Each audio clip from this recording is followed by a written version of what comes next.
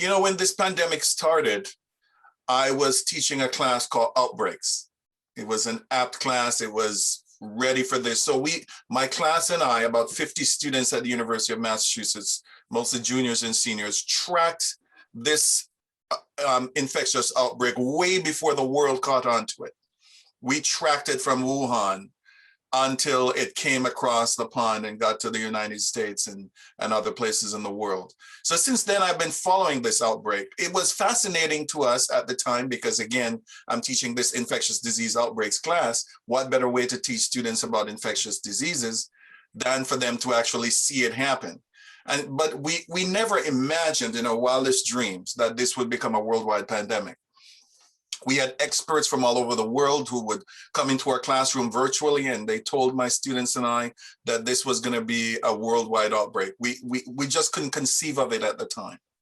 And so since that time, I've been looking at this, but almost immediately there was this misinformation that Radcliffe talked about that started spreading. People started saying, oh, this is not really a virus, it's 5G. And you saw what happened there in the UK. People started burning down 5G towers. And so my first instinct and my first interactions with people about this was to say, no, this is not 5G. This is actually a virus. This is how viruses work. It's contagious. This is not the first time we've knocked heads with one of these family of viruses. These coronaviruses, I've been teaching about them for a long time. This is something that has been around. And so with that, Radcliffe, it kind of pushed me into this place where there was always something that I needed to talk about. There was always something that I needed to correct that was out there, because I knew instinctively as a microbiologist and as somebody who has seen infectious disease outbreaks up close, I knew that if people started misrepresenting what it was, that more people would die because of ignorance. And so over the past year, I've lost track of how many presentations I've given, including in the UK multiple times, from radio to TV in the Caribbean, here in the US, from churches to public groups. I'm a part of the local Black Springfield COVID coalition here in the city closest to me, where I'm helping to bring the word out so that more African Americans can get vaccinated, since this disease disproportionately has killed African Americans in this country, as it has killed Afro-Caribbean and Black people in the UK. And so when the vaccines came about, I was very skeptical at the pace that the vaccines were going at, as well as the politicization of the vaccines, especially here in this country. And so I said to people, I will not take this vaccine until I see the data. And so I was very happy when that data got published and I saw it, and I was able to look through and read through every line of the data set that was published, both from the FDA, from the EU, from every place that these vaccines have been sent out. And that has been my interaction. I'm just here as an educator who believe that people can learn about our bodies and people can learn what God has put in front of us, and that if we learn this, then we will immunize ourselves against misinformation. And so that is my goal here today, to give you the facts, to teach you a little bit of science, a little bit of basic biology and immunology, and to get you to the place where you yourselves will be able to look at something and say, well, this doesn't make sense, because here is the right information overall. Thank you very much. So what we'll do, we'll ask you to go into your presentation, after which I'm sure individuals have questions. I have questions that some have sent to me as well. So we will do that after you do your presentation. So over to you again. Thank you so much. All right, let me share my slides here with you. And just set up my second screen here so that I can see some people as I'm presenting. If you have the bandwidth and you want to turn on your cameras, you may do so. I'm totally fine with that. For those of you who have phoned in, unfortunately, you're just going to have to listen to me. But for those of you who are on devices where you can see your screen, You'll be able to see and hear some important information. And the goal is that through this, I would hopefully answer some of the questions that you have and that you've had, and then we can elaborate after. Okay, so the first thing I want to make clear is a disclosure that I'm not in this for any money.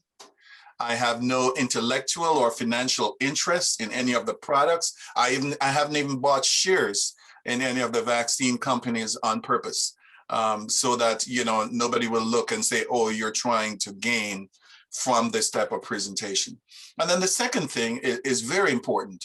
It is not my goal this evening to convince you and to make you take the vaccine, any of the vaccines that are available. That's not my goal. My goal is to explain the science supporting the vaccinations, supporting the vaccines that we have now. And then it's going to be your choice as to whether or not you take a vaccine. But I don't want you to make a choice not to take a vaccine out of fear or out of misinformation. So that is my goal today, right? And so I just want it to be fair and open up front so that you will know where I'm coming from and I can know where you're coming from overall. So let's go into it. So this is not our first introduction to coronaviruses. In fact, in 1965, this coronavirus called 229E was discovered, and it just caused a common cold. It wasn't something that we were concerned about. In fact, the scientists at the University of Chicago who found it, they were fascinated to find another cold-causing virus, the same way you get the common cold. When you get the common cold in any season, you're not sure which type of cold virus is causing it because there's just a lot of them out there. And then we've gotten several after that, 1967, up into the 1980s. But 3 times now, we've had family members from the coronavirus family enter the human population and have led to death. The first one was in 2002, when we had the SARS outbreak, the severe acute respiratory syndrome coronavirus. And that now pales in comparison to the current pandemic we're having, because it infected just over 8,000 people and killed just under 800. So it had a 10% mortality rate. And at that time, and this is important to remember, at that time, efforts around the world started in earnest in order to make a vaccine against these microbes. Why?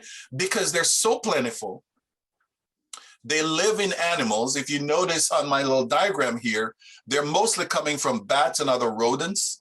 So these are things that we're constantly interacting with, right? So in 2002, that virus came from a bat into a civet cat that is very common in China and other parts of Asia, and then into humans. But then in 2000, the pandemic went away so quickly because they killed off all the civet cats in order to cut the spread. And as a result of that, they weren't able to test any vaccines that they were developing, because you have to have an ongoing pandemic in order to test a vaccine. And then in 2012, we experienced another outbreak of a coronavirus, this time called MERS, the Middle East Respiratory Syndrome coronavirus. And this one came from bats again into camels and has been transmitted from camels to humans, right? There's a reason why I'm telling you this part of the story. I like to tell a story in my teaching. And so this is ongoing, but because we don't have camels roaming around here, we don't get it, because it hasn't yet been transmitted from human to human. But this has a 37% mortality. More than 1/3 of the people who get this die. So this is a serious infection. And then, of course, in 2019, as you know, we experienced this COVID-19 outbreak. And so you would have seen the cartoon figure of this virus going around with these red spikes on it. This is actually what it looks like on the microscope, where I'm showing you here. This one false colored purple, but you see these little sticks around it. These are the spikes, and that's how it gets its name, because the word corona in Latin means crown. And so it has this crown-like look when you look at it on the microscope. And that's how the coronavirus family, all of the family members, those that cause the cold and the MERS one and the COVID-19 and the original SARS, they all look similar. And that's how they get their name. The thing about it that you should know, though, is that the COVID-19 is the disease. SARS-CoV-2, or severe acute respiratory syndrome coronavirus 2, is the virus that causes the disease. And I wanted to show you this image. This is a real image. It's what is come from what is called a scanning electron microscope image. And this big purple blob that you're seeing here, that's actually a cell. That's a cell inside of a human body. And the yellow dots that you're seeing on it are actually the coronaviruses, right? These are the coronaviruses. And I wanted you to see this because I want you to get an idea of just the amount of coronaviruses you can get from one infected cell. It's called the burst size. And on average, you get about 1,000 of these within 10 hours from one infection. So one virus, one coronavirus infect one of your cells that look like this. And the reason why the cell has these projections coming from it is that it's dying. It's realized that it cannot overcome this virus. So it's killing itself through a process that we call apoptosis, or programmed cell death. So this is important to understand, that within 10 hours, this is happening. It takes 10 minutes from the time that the virus attaches to your cells in order to get in. And it takes about 10 hours for it to double itself. It is now clear to us that this virus originated in Wuhan, China. And Wuhan is a bustling city filled with people. You have flights in and out of Wuhan very regularly. But the other thing that Wuhan has, it has these Chinese wet markets. In the 1970s, the Chinese started allowing people to catch wild animals and trade in them as a way of mitigating the famine that they were having in the country at that time. And so you go to these markets and people have live and dead animals. They're typically gutting some fish and killing some animals in there. So I just want to show you a little bit of what you could see, in one of these wet markets up close. So here's a chicken. They call it a truss chicken, or kind of a wild chicken that people raise in their backyards, and it runs around. They're selling that chicken. That chicken is sitting on vegetables that they're also selling. Whatever is in this basket, maybe more vegetables. But then in this bucket, you have frogs. It's one of the other things that's sold in the market. And up here, you could very well have bats, because they also sell those there. And here you have a man. He is cutting. This is where he's gutting the chickens, the fish over here, and the frogs. He's gutting all of them at the same place. There is no standpipe or running water to wash up, and so you can see these dirty buckets. Here's the scale that he's weighing everything on. Here's a basin that he's weighing stuff in. In other words, you don't have to stretch your imagination very far to figure out if something came from a bat and you actually were selling the bats and slaughtering them there. It wouldn't take much before you got to the place where we are now, where you're seeing that in the UK on this map, it has been a devastating pandemic in more ways than one. You've seen these waves. The last one has been the worst for the UK. You've experienced a drop over the past month. Let's hope that stays that way. But the greater London area has been greatly affected. Places like Brighton has been greatly affected. The West Midlands as well. The greater Manchester area have been devastated by COVID, so many deaths. But the thing that you realize as you look at these deaths in these areas, you look across the world, over 122 million people have been affected. Over 2.7 million people have died from this virus. Is that this can't be a simple virus. This can't be something that's just another cold virus. This thing is quite serious, because it is killing so many people and infecting so many people. And one of the things that people typically think is that, okay, this virus infects me, it caused a lung problem, maybe I have a little respiratory disease, maybe not. And so you either live or you die from this virus. But what people haven't realized is that people who get infected with this virus actually have long-lasting symptoms. So essentially, this is a cartoon of your lungs. Your lungs are the termination of where you have these ear valves. So you have, when you open your mouth and or you breathe through your nostrils, it goes down into your trachea, into the another tubing called your bronchioles, and these bronchioles terminate into what we call alveoli. These are like little sacs. It's almost like bubble wrap sacs, and it is within that area that you actually have exchange of oxygen and carbon dioxide. So as you breathe in, you have blood vessels that have terminated here, and the oxygen will seep out of these little holes that you see here into the blood vessels, and it will exchange carbon dioxide from those cells so you can exhale carbon dioxide. In other words, your lungs are important, and this part of your lungs, the bottom of your lungs with these little bubble wrap kind of packets are important. So this is where your normal lung looks like. If you actually get pneumonia, this is actually what your lung looks like. So those open sacs are no longer empty. They're filled with mucus.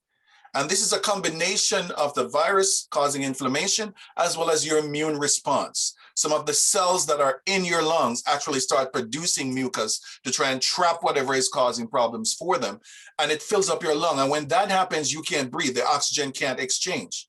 And so that's why they put you on a ventilator in the worst case scenario, to actually force oxygen through this mucousy mess that you have here, right? So that is what happens. So essentially, here's a normal lung and here's a COVID lung. These are real images, CT scans taken from patients. And this is what these vaccines that they are provided actually prevents.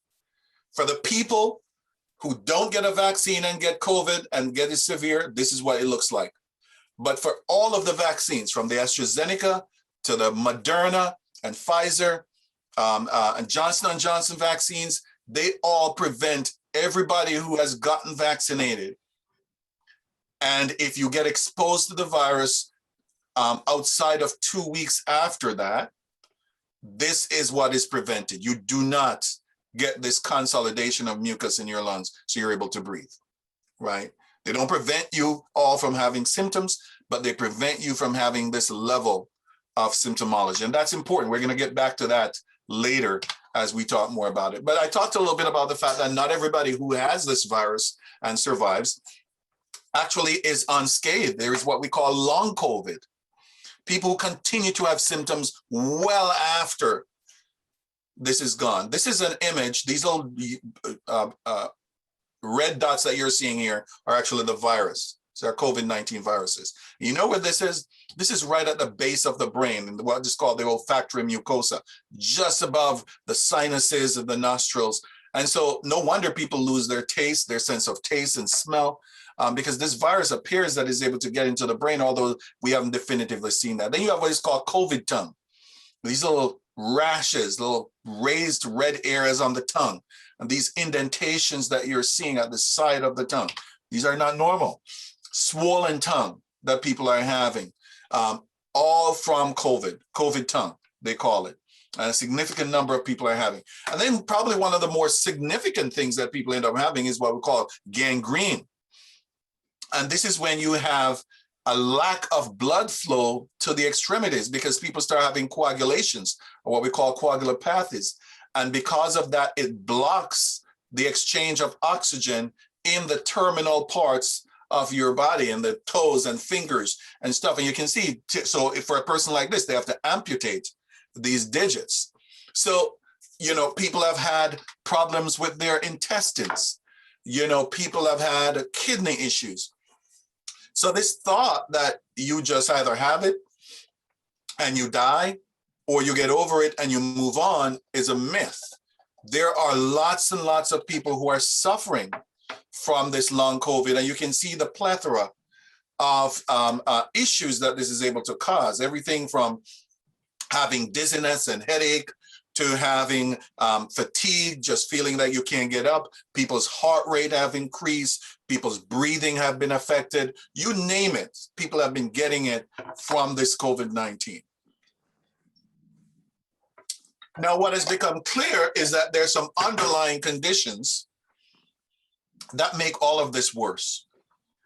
And what those underlying conditions are hypertension, obesity, diabetes, cardiovascular, any sort of cardiovascular disease, and certain chronic lung disease. And I say certain because not all lung disease actually predispose you. People who have COPD, people who have ever smoked have these types of issues. In other words, if you have these problems, and if you have two of them, let's say you have high blood pressure and you're also obese, it makes it that much harder for you to survive COVID if you actually get it. So here you have somebody with type 1 or type 2 diabetes. Type 1 diabetes is clearly worse. If you have type 1 diabetes, you're 3.2 times more likely. This is the odds ratio of you dying if you get COVID. If you actually have type 1 diabetes and you're over 70 years old, you're 6.39 times more likely to die from the virus. So Sherman James in the United States here, who came up with this theory of John Henryism, actually has this really interesting take on why this virus disproportionately affect people who are Black, and in this country, specifically African Americans. I'm going to play this a little bit for you so you can get an idea of what he's talking about. And maybe you can identify with this because a lot of Afro-Caribbean people also have this kind of issue overall. Just plug in my computer here so that we don't get stopped. So, you know, essentially, here it is. Hold a second, let me get this out of the way. It's the skin you're in that matters. You are consciously aware of being a Black person in America. Your system responds to that. I was not surprised that the pandemic had the disparate effects that it did on African Americans. I am the originator of John Henryism theory, which posits that repeated hierarchical coping over years, over decades, with very difficult life circumstances can really cause damage to the cardiovascular system and then eventually lead to high blood pressure, heart attacks, and strokes.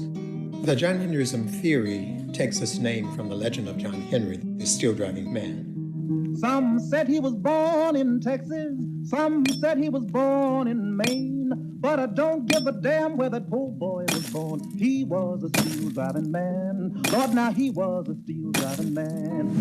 John Henry engaged in an epic battle against a newly invented steam drill, and he beat the machine. But he dropped dead after his victory from complete mental and physical exhaustion.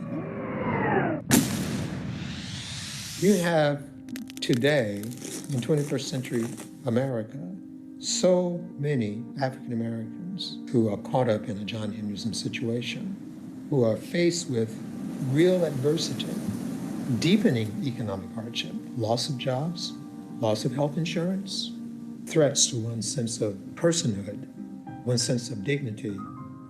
The stress is enormous, and people don't give up. That persistence, working twice as hard, over time can really impair multiple physiological systems. By the time they're in their 20s and 30s and 40s, they're already having things like high blood pressure, diabetes, obesity. Now along comes the pandemic, and they are susceptible because of these underlying conditions, and yet they have to try to make a living. That's the John Henryism situation. It's on display.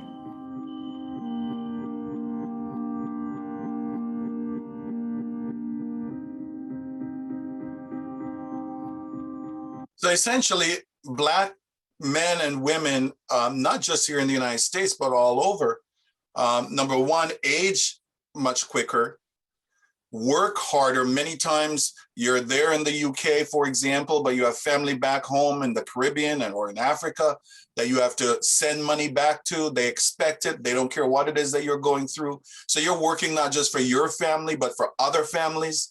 And, you know, you run yourself into the ground. And it takes a toll on your heart, it takes a toll on your kidneys, it takes a toll on your liver, it takes a toll on all sorts of organs. And then, as he explained, then comes this pandemic, and it takes advantage of the very things that we experience as a people.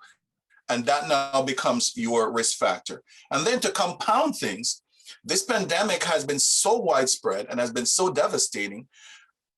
And then comes the variants, these mutations. Whenever you have a virus, and this virus is dividing at the rate and infecting people at the rate that we see COVID-19 infecting people, you're always going to have variations.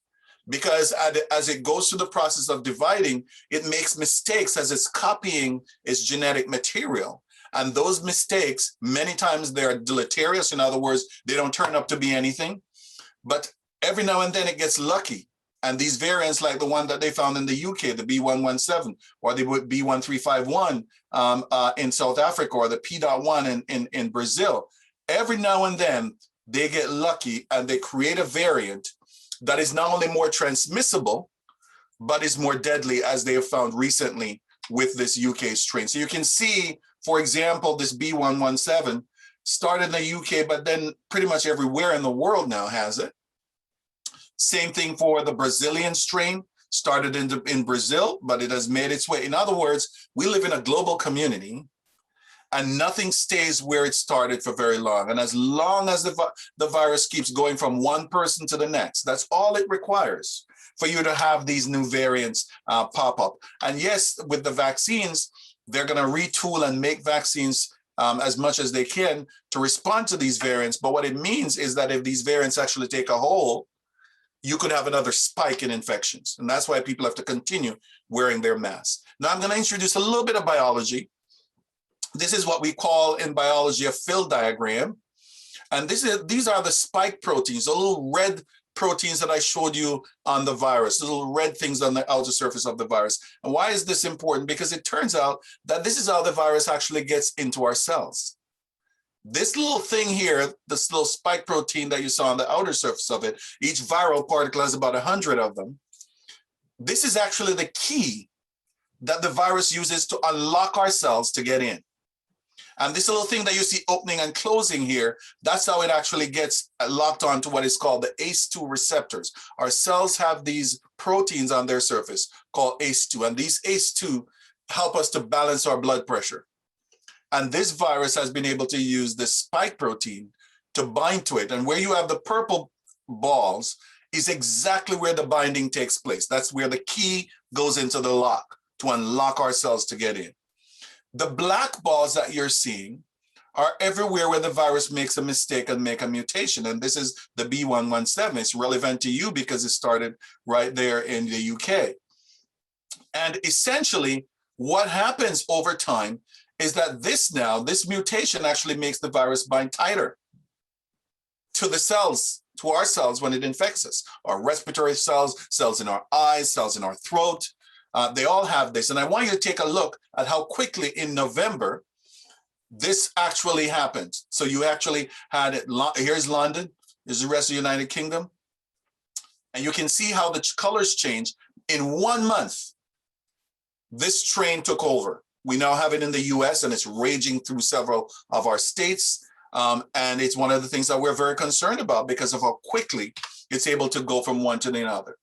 And so with this, they started in earnest. At the beginning of the pandemic, if your church is like mine, we were praying for people. We were praying that God will do something to help people out of this pandemic. And guess what? He did. He gave wisdom to the scientists, to the people who were working on this, and they were able to create vaccines. And these vaccines are now widespread, and they're able to help people to stop the spread of this disease.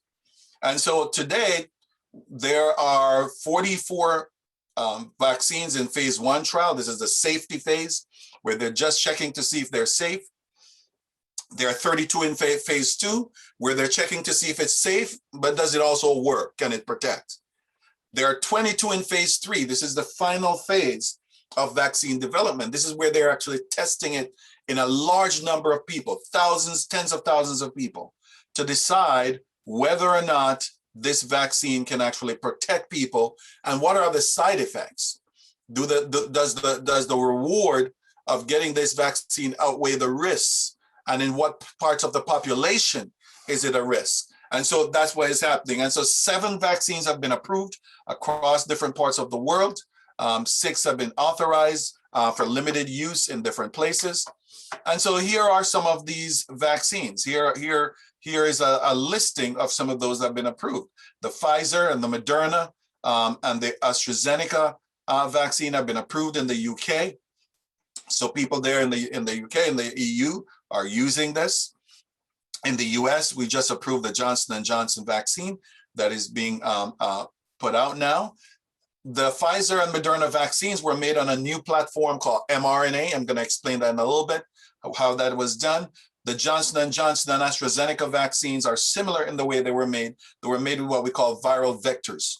These are viral vector vaccines because you have to have a way to deliver a vaccine into the body. But you have others, like in China, they have the inactivated where they've killed the virus and just injected in. There's a Novavax where they're injecting a part of a protein from the virus. So there are many different ways that you can make vaccines.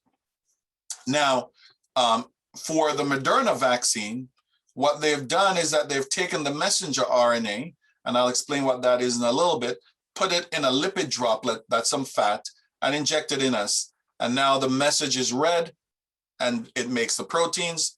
Our immune system sees it and makes antibodies against it. For the AstraZeneca and Johnson & Johnson vaccine, they use a Trojan horse virus that they put the code for the coronavirus protein, the spike protein, in, and then that virus now is injected, many copies of it. It can't replicate, it can't cause disease. And then essentially that now delivers the message. That message is read, proteins are made, and our bodies are able to effectively fight the virus. So let me explain in a little bit more detail, a little bit more biology, how this actually happens. So vaccines are important. Here you have 2 boys. They were both exposed to the smallpox virus the same day from the same source. The only difference is that the boy on the right was vaccinated. The one on the left was not, right? And you can see the difference. So I don't know that I need to convince you that vaccines work, and I'm going to skip this a little bit. But let's talk about these mRNA vaccines because they're new. They've never been used before in humans. And so they're new in the sense that they haven't been used before, but they have been in development for the past 20 years, right? And I'll show you some evidence that that is the case. So it's not new in the sense that we never knew about them until this pandemic came about. They have been around in development over that time period. Let me just get this out of the way so that you don't have this floating. So this is a cartoon of a cell. In other words, somebody draw this to represent what a cell looks like. In the middle, that purple blob there is actually the nucleus. And the reason why the nucleus is so important is that the nucleus is actually where the DNA lives. The DNA is what has all of the code. This is the code to make all the proteins and everything that our bodies need in order to function. Now, proteins are the workhorses of the body. If you get a cut in order to repair the tissue, that's proteins. If you are actually eating your food, your digestive enzymes are proteins. Your liver enzymes, proteins. You name it, you can think about it. In your body, the way cells talk to each other, they talk to each other by making small proteins and releasing them, and they attach to cells. I hope you're following that. Okay, so proteins are the goal. Proteins are what make us work. Your muscles made of proteins, right? The messages that come through your brain, proteins again. You know, neurotransmitters oftentimes are proteins. So the goal is to make proteins, but the information, the blueprint for making those proteins live in the nucleus. Now, the protein making machinery lives in this other compartment called the cytoplasm of the cell. So all of what is outside of the nucleus, surrounded by this outer membrane, is called the cytoplasm. And you have these things called rough endoplasmic reticulum. You don't have to remember that. These little things that look like they're shells. And on them, you actually have the protein-making factory that we call a ribosome. So the information for making the protein is in here, and the protein factory is out here. So what the body does, this is the way God made us. is that you create a message of what you need to make, whatever gene it is that you need to make today. And maybe it's amylase, salivary amylase. You need to make some because you just smell some tasty food and you're ready to digest it, right? So amylase is to be made. The cell gets a message that it needs to make amylase. It makes a copy of that gene area and it sends it out into the cytoplasm where it's read by the ribosomes, and then protein amylase is made, right? That is how this, in other words, let's say, for example, that you wanted to make this fancy meal, but that meal was actually, that the recipe for that was actually in the library down the road from you. But the book in which it is, it's a rare book. And as a result, they only have one copy of it. So it's on reserve in the library. Okay.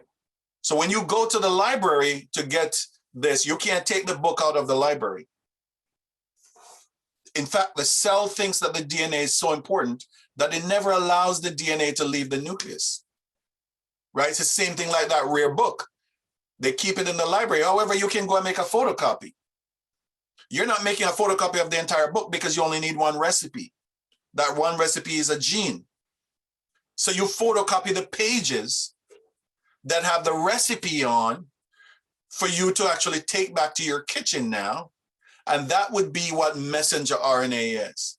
The messenger RNA is that photocopy that you make. You take it back to your kitchen, which is those ribosomes, the factory where you're making that meal. All the ingredients are there in order for you to do this. So here's a little bit of an animation that explains this. When the RNA copy is complete, it snakes out into the outer part of the cell. Then all the components of a molecular factory called a ribosome lock together around the RNA. It translates the genetic information in the RNA into a string of amino acids that will become a protein. Special transfer molecules, the green triangles, bring each amino acid to the ribosome. Inside the ribosome, the RNA is pulled through like a tape. There are different transfer molecules for each of the 20 amino acids shown as small red tips. The code for each amino acid is read off the RNA 3 letters at a time and matched to 3 corresponding letters on the transfer molecules. The amino acid is added to the growing protein chain, and after a few seconds, the protein starts to emerge from the ribosome. Ribosomes can make many proteins. It just depends what genetic message you feed into the RNA. So I forgot to tell you prior to this that proteins are made up of amino acids. There are 20 essential amino acids, and those are the building blocks of proteins. And when I see this, I think to myself, wow, that's what David meant when he said fearfully and wonderfully made. Because this is how all of our proteins are made. And viruses know that. So when a virus comes in, one of the reasons why a virus is that the virus is not able to make its own proteins. So what a virus does is that it uses our own machinery, that cellular machinery that I just showed you. That's what a virus uses to make its proteins. In other words, when the coronavirus enters your cells, that coronavirus cannot make its own spike protein. It uses our body to make it. It cannot make its nucleic proteins. It cannot make its capsid and all these other proteins, structural proteins that it needs. It uses our bodies, and not just coronavirus, the flu virus. All these viruses do this, right? They use us to make the proteins that they need. In other words, these vaccines were made on that same principle, on the principle that this is what the virus does. Let's use it. So here's what happened in January of 2020. When they found out what was actually causing COVID-19, that it was a coronavirus, they got what is called the sequence of it. In other words, they looked and found out the alphabet of what makes up the genetic code of this virus. And they published it, they publicized it. And companies like Moderna and Pfizer and BioNTech, they actually saw that code on the computer. They immediately went and looked and saw the code, the part of the recipe that is responsible for making that spike protein. And remember, I told you how important that spike protein is. Without it, the virus can't enter our cells. That's the key that the virus uses to unlock our cells to get in. And so when they saw that, they went into their labs, they made a DNA template of it. In other words, looked and made a copy of that. And from that, they were able to synthetically make these messenger RNAs that represent the spike protein. From years of research, they knew that they could not just inject this messenger RNA into the body because our bodies would destroy it before it was ever read and made up into a protein. So they encapsulated into lipids. These are just oil fatty droplets, and that protects it so it gets into the cells. Once it gets into the cells, then the cell reads the message the same way it reads any message for any protein it's producing, and it starts producing these spike proteins, not the virus, just the proteins. And when it releases those now, the immune system sees it and say, oh, I'm being attacked, which is exactly what you want. And then the immune system makes a response, and you have antibodies that are floating around these Y-shaped proteins, and that's how you get protected. So here's a little animation that explains. mRNA technology has never been used before in an approved vaccine, but scientists are using it now to combat COVID-19. mRNA, or messenger ribonucleic acid, are snippets of genetic code that tell cells to build proteins. mRNA vaccines take advantage of that protein-building process to trigger an immune response and build immunity to SARS-CoV-2, the virus that causes COVID-19. Instead of using a small dose of live or dead virus like some other vaccines, mRNA vaccines use a tiny piece of the virus's own genetic material. Here's how it works. This is the virus. These are called spike proteins. Scientists have isolated the genetic code for those proteins, a set of instructions that are put into the vaccine so your body knows how to make them. Your immune system won't make an actual virus particle, but it will make copies of the angry red spike protein. In other words, no gray ball, but an angry red spike. Once vaccinated, your body starts making those spike proteins, so your immune system will develop antibodies to fight the real thing, SARS-CoV-2, the virus that causes COVID-19. The Pfizer and Mrna vaccines that are created for COVID-19 will be the first licensed mRNA vaccines ever. So people say to me, oh, you know, if you take this vaccine, it's going to change your DNA. Well, that's impossible, right? Because this messenger RNA doesn't get into the nucleus. It gets into the cytoplasm of your cell where the protein making factor is. It never gets into the nucleus. And remember, the nucleus is where the DNA is. So an mRNA vaccine cannot change your DNA, because why would it, right? It's just a message. You know, when a messenger RNA, when you take a photocopy of the instructions to make a cake and take it into your kitchen to make a cake, it doesn't change your kitchen, right? It doesn't prevent you from ever cooking anything else. And that's the same principle here. Just to convince you that messenger RNA technology has been around for a long time, here's a paper that was published in the journal Science, one of the premier journals in the world. You see the date on it? That's February of 1992. That's when they started realizing that this technology could be used. They were trying to use it here in this rat model. Here is a publication in 2017. And this is a human phase 1 trial for a rabies vaccine using the mRNA technology. All right, so the date, 2017, right? mRNA technology. And I'll skip through some more of these. This is H1N1 or flu vaccine, 2019. These are all phase 1 clinical trials. In other words, they're already in humans that they're figuring out if it works. This is another one in phase 1 trial. Here is a Moderna vaccine announcement for this virus called cytomegalovirus.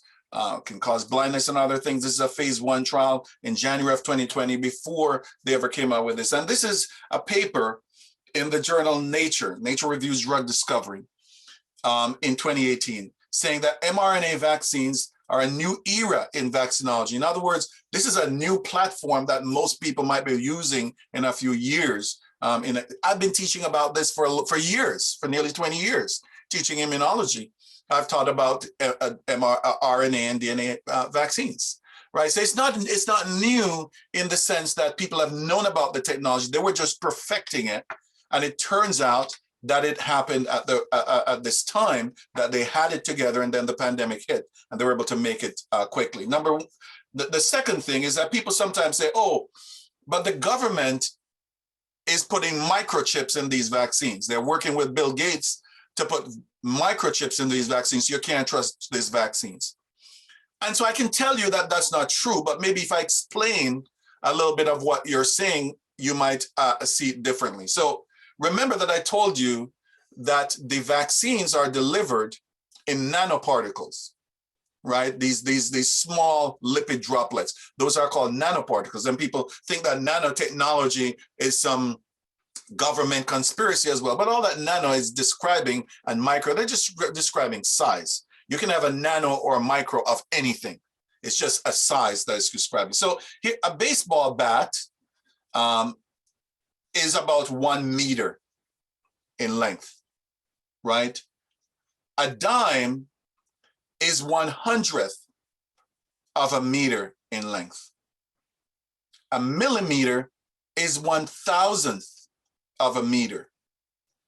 And so when you get to micrometer, where a microchip would be, that's 1/1,000,000th the size of a meter. When you get to nano, these are the size of the particles.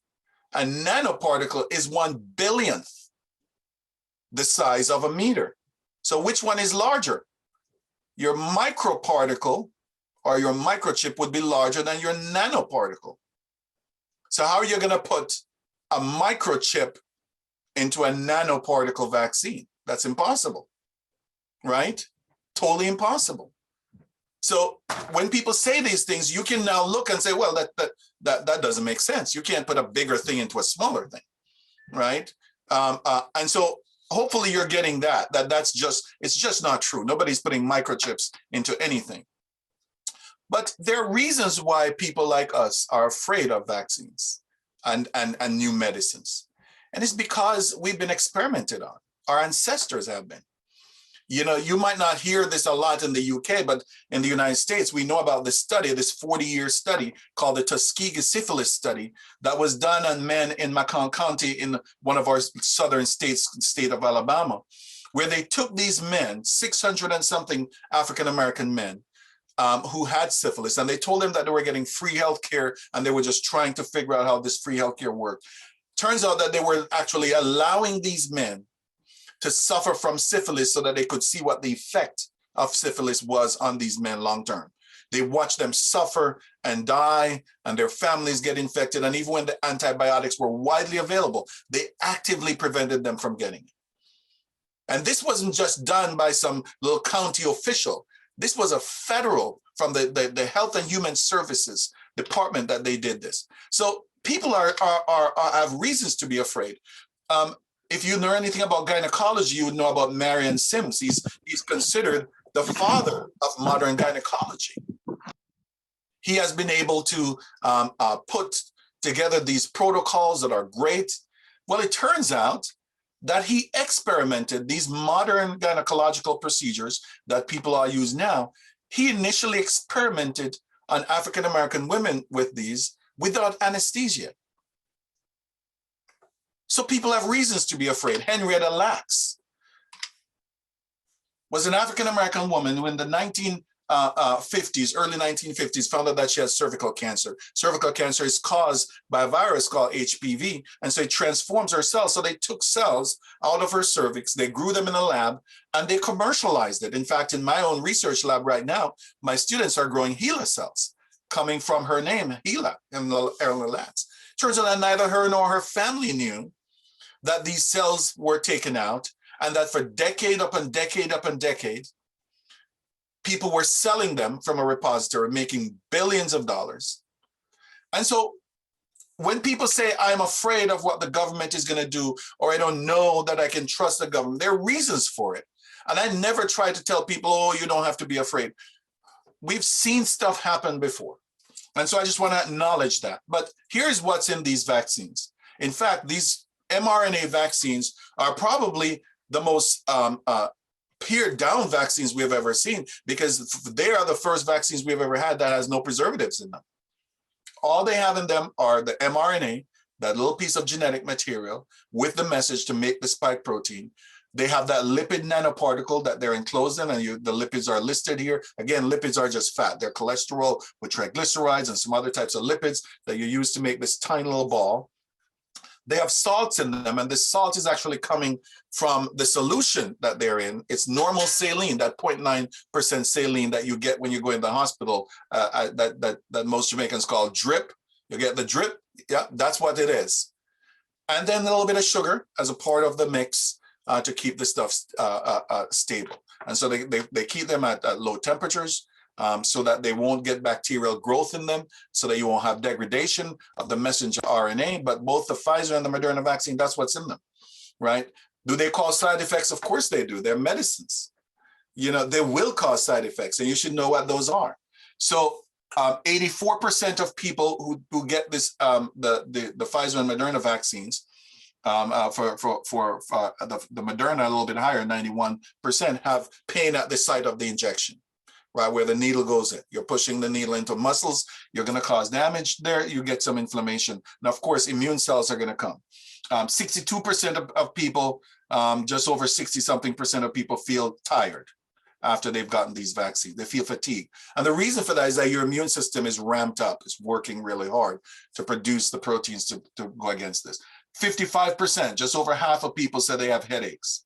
About another 60% of people said they have muscle aches, or 30% in the Pfizer, 6% in the Moderna. Some people have chills, about 40% of people here, 31% over here. Some people have joint pains, a few people have fever. But those are the side effects of this vaccine. In the clinical trials, they had 3 people, 1 in the placebo group and 2 in the vaccine group, who had Bell's palsy. Bell's palsy is when there's facial paralysis, temporary facial paralysis, and that went away in a very short time. They haven't seen that in people who are getting vaccinated broadly. So those are the side effects that we see. For the Johnson & Johnson vaccine, again, it's a viral vector vaccine. And what does it have in? It has this adenovirus 26. For the AstraZeneca vaccine, it actually has a chimpanzee adenovirus in there, CHD, and that's what that is. Again, similar types of setup. The Ebola vaccine that they're using in West Africa right now is made the same way. Johnson & Johnson actually made that vaccine using this type of thing. And what does it have in? Citric acid, something you get from fruit. It has in some salts, has a little bit of ethanol in there. It's a little bit of ethyl alcohol so that it can attach and get into the cells. Polysorb base 80 does the same thing. Sodium chloride is a salt. And you have these little bit of stabilizers in there that you find in pretty much every food that is distributed. So these vaccines have certain level of efficacy. Efficacy just means how well does it prevent you from having symptoms, right? And what you're seeing here is that for the Pfizer, 95%, for the Moderna, 94%, and for the Johnson & Johnson made by Janssen, 66%, for the AstraZeneca, about 70-something% efficacy. Efficacy is not a great way of measuring vaccines like this, because what you're going after with a vaccine like this in a pandemic, you're not just looking for something that's going to prevent symptoms. You're looking for something that's going to prevent you from ending up in the hospital and dying. And all of these vaccines do that. They all prevent you from dying. Right, that's what you're seeing there. And where hospitalization is concerned, the Johnson & Johnson, the AstraZeneca vaccine as well, that I didn't have on here, protects you anywhere from 89% for the Moderna to 100% for these others from ending up in the hospital. So these vaccines do what they're supposed to do. When you look at vaccination by country, Britain is doing pretty well, 38% of people vaccinated, Israel, 58% vaccinated. Of people who are in there. So to date, over 420 million vaccine doses have been administered worldwide. And so here's the good news. So many people have gotten these vaccines that if they were causing significant problems, we would know.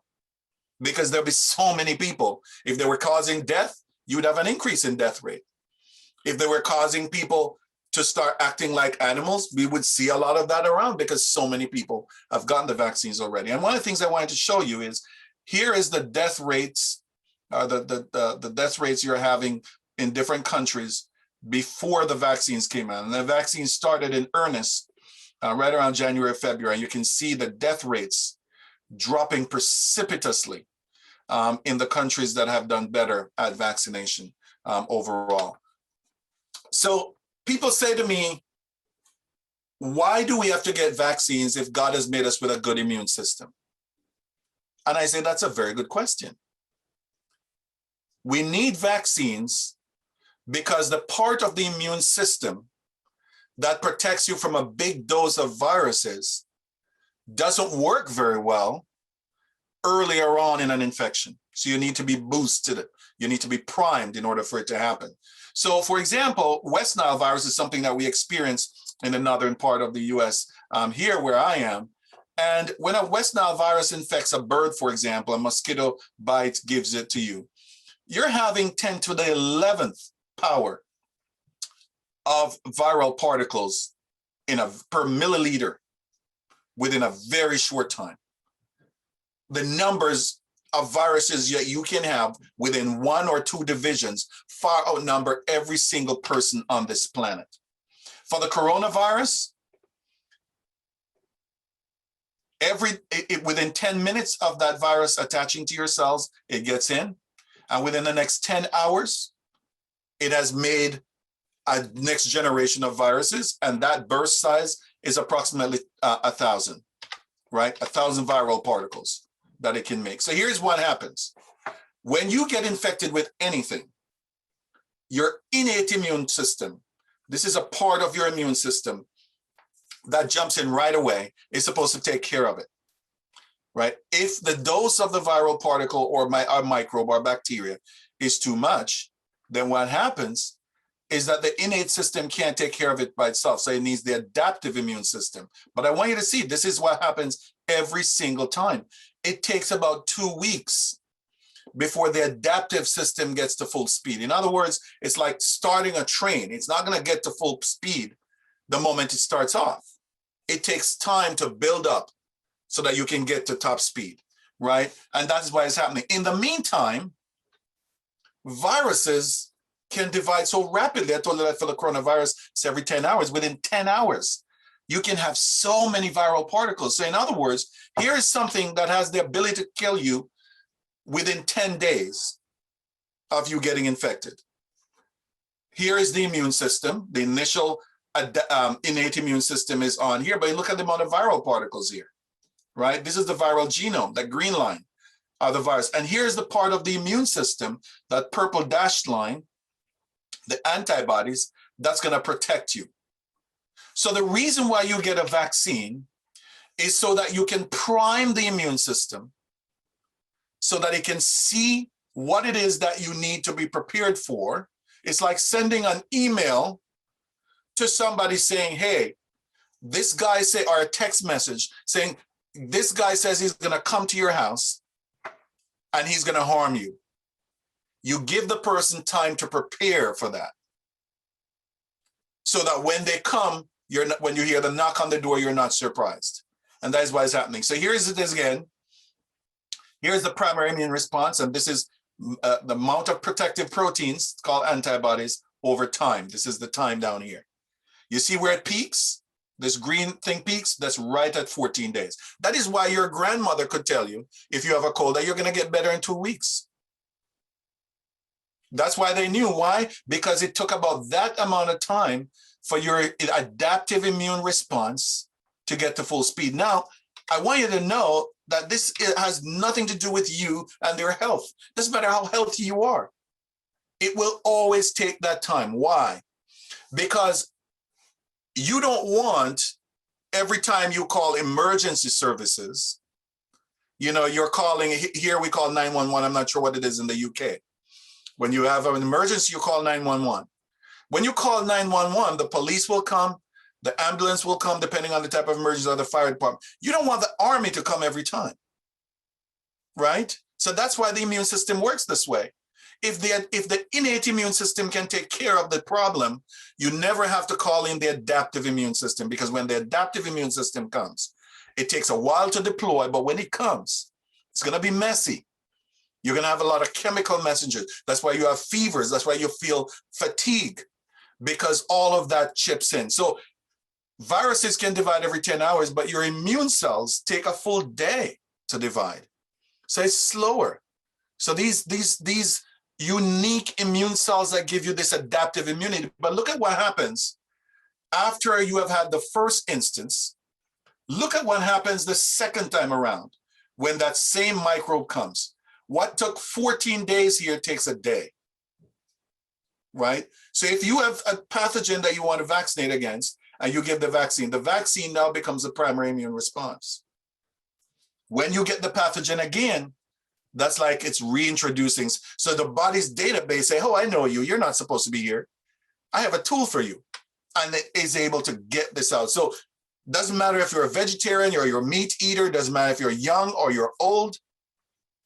Everybody goes through the same process where you have to go through the primary and the secondary immune response. There's a reason that God set it up that way. If it was set up any differently, you would probably die every person the moment you get an attack of any microbe.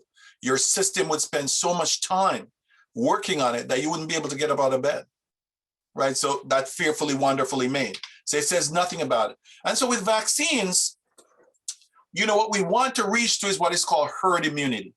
If you have no person in the community who's vaccinated, then you have one person who gets infected. And it spreads like what you're seeing in this first diagram. Even if you have 25% of people vaccinated, the same thing still happens. The vast majority of unvaccinated people will get infected. But once you go over 75% or thereabouts, it becomes more challenging for the bug to spread. And that's why vaccines are different from any other medicine that you get, because it doesn't just protect you, it protects the people around you, right? And so the percentage of people vaccinated for certain diseases, like for measles, you need over 90% of people to be vaccinated for measles in order for you to protect the people who are vulnerable, because some people also can't get a vaccine for various reasons.